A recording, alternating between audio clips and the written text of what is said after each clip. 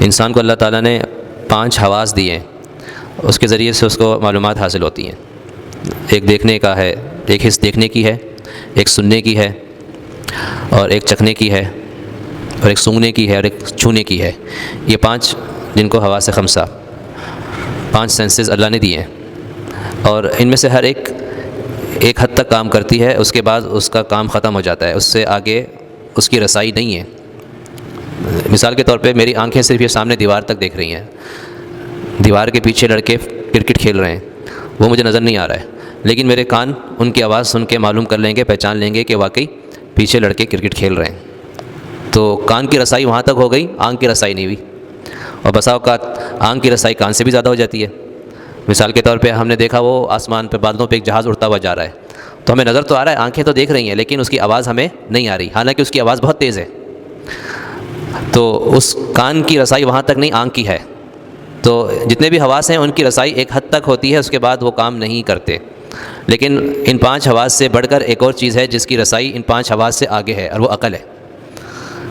اب مثال کے طور پہ میں ممبر پہ بیٹھا ہوں، اب ممبر کو آپ میں سے بہت سو نے نہیں دیکھا ہوگا بنتے ہوئے، تو آپ نے اپنی آنکھوں سے نہیں دیکھا ہے، اور نہ آپ نے جب بن رہا تھا اس وقت اس کی کوئی آواز سنی ہوگی کہ آرے سے لکڑی کو چیرا جا رہا ہے، ٹھوکا جا رہا ہے، تو نہ آپ نے اس وقت اس کو دیکھا نہ سنا، لیکن آپ اپنی عقل سے یہ فیصلہ کر سکتے ہیں کہ اس کو کسی نے بنایا ہے۔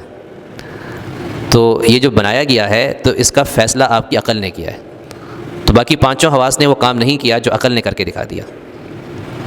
تو اس سے معلوم ہوا کہ حواس خمسہ جو ہیں ان کی ایک رسائی ایک حد تک ہے، اس حد پہ جا کے اس سے آگے وہ کام نہیں کرتے، اور اس سے آگے پھر انسان کی عقل کام کرتی ہے۔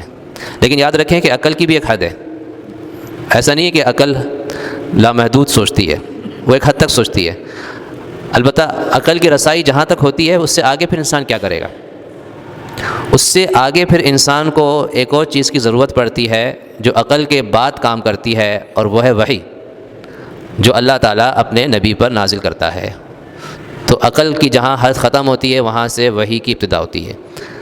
اگر انسان کی یہ ماننے کو تیار نہیں ہے کہ جنات بھی ہیں، فرشتے بھی ہیں، میرے بھی دائیں کندھے پر ایک فرشتہ موجود ہے، بائیں کندھے پر بھی ایک فرشتہ موجود ہے، اس کے علاوہ ویسے بھی کچھ فرشتے موجود ہیں جس کے بارے میں فرمایا کہ انسان کی حفاظت کے لیے کچھ فرشتے ہیں، لیکن ہمیں نظر نہیں آ رہے، تو اگر صرف انسان عقل سے سوچے تو کبھی یہ نہیں مانے گا کہ بھئی فرشتے بھی ہیں، دنیا میں موجود ہیں، اس کے قریب موجود ہیں۔ تو اب یہ فرشتوں کا وجود یہ کس نے بتایا ہمیں؟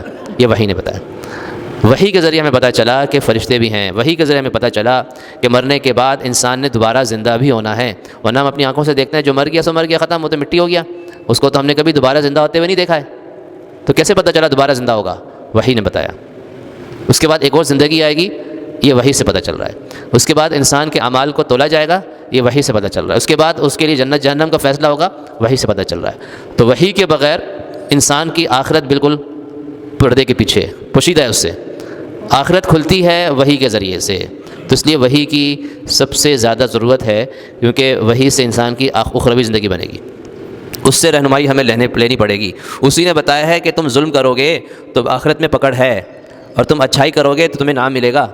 اگر یہ نہ ہو اور جس کی نظر صرف اس دنیا کی زندگی تک ہے تو وہ تو ظلم کرتا رہے گا، اس کو تو فکر ہی نہیں، ڈر ہی نہیں ہے کہ مجھے پکڑ کوئی ہو، کیوں؟ اس کو پتہ ہے کہ پاکستان میں تو کوئی پکڑنے والا نہیں ہے، جتنا ظلم کرنا ہے کر لو، اگر پولیس پکڑے گی تو وہاں پر بھی پیسے چل جائیں گے، عدالت میں پہنچ گئے تو وہاں پر پیسے چل جائیں گے، پیسے نہیں لیے تعلقات چل جائیں گے، تعلقات نہیں چلے خود اتنا بڑا ہے کہ کوئی اس پہ ہاتھ نہیں ڈال سکتا۔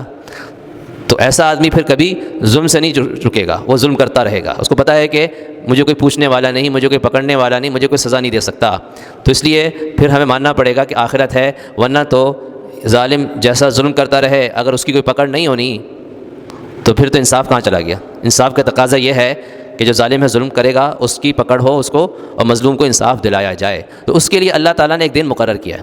تو یہ باتیں کون بتاتے ہیں ہمیں؟